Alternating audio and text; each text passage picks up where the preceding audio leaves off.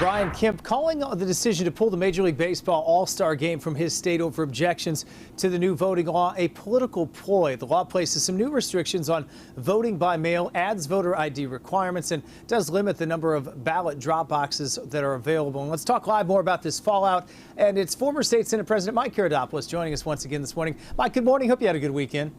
We did. Thank you very much, Ryan. So all sorts of people weighing in on this Georgia election law controversy. We've seen companies now getting involved in this. Where does this go from here? Well, it's pretty surprising. I think one of the best things we all could do as Americans is to read over the bill. And when you look at the Georgia bill, the key component, of course, is voter identification. If you want to pick up tickets at a Major League Baseball game, you have to show voter, of course, your ID. If you want to get an airplane, of course, show your ID, etc. And this is the look that Georgia wanted to go into. There's been always a lot of problems, whether it be in Florida or Georgia, on signature verification. They wanted to change that signature verification from signature verification to checking your ID on your license or official Florida or Georgia document. And this was the kind of the key crux of the issue. As far as the number of early voting dates, those are still intact. And there's been a lot of controversy about this water issue.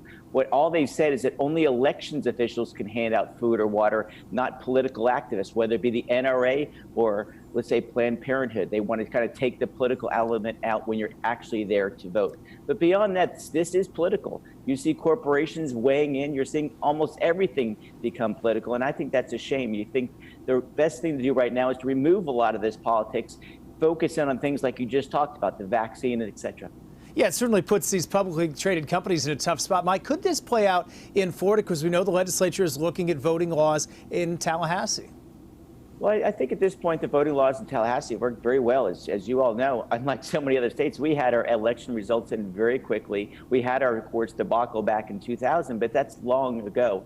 And so I think what we need to focus in on is do the common sense things. I think about 75% of the people have said, if you're going to go in to vote, considering it is the rock bed of our democracy, our republic, let's make sure the right people are voting. And so why not ask for a simple ID? I think that seems to be the crux of the issue. Democrats don't want to go in that direction. They have some different ideas. And I think that's going to be the crux of the issue. But beyond that, we need to focus in on our lives and move away from whether it be sports and everything else being so political, because it's taking away some of the things that we love in this country. Mike, let's shift gears and focus on this now, the big $2 trillion infrastructure plan. There's been some criticism that not a lot of this, at least not 100% of it, even where close, goes to roads and bridges. How does this play out? Well, this has been an interesting thing. I think Democrats politically are very brilliant here. They're saying we want to improve our infrastructure. So you and I would think, oh, okay, they're going to rebuild roads and bridges, which have some needs, of course, across our country. But when you look closely at the bill, only about 6 to 7%.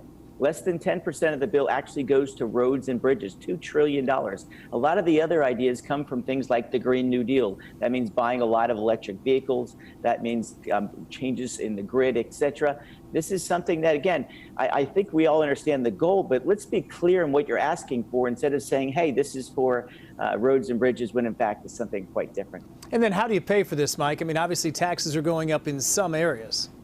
Yeah, this is a huge bill. $2 trillion is almost half of our entire federal budget just a couple years ago. And so how would they pay for it? They're going to say they're going to raise taxes on the corporate taxes. That means those tax rates will go from 21% to 28%, which likely means what do corporations do? Whatever tax increase they get, they pass it along right to the consumer, and that means most likely higher prices. This is going to be a very controversial bill. It's not coming up next week. I expect this bill to be voted on probably in mid-summer. So we're going to hear this constant argument over the next few months. Big debate going forward. Got to leave it there, Mike. We got some state issues we'll talk about at 8:30, but always great to have you on. Thanks for being with us.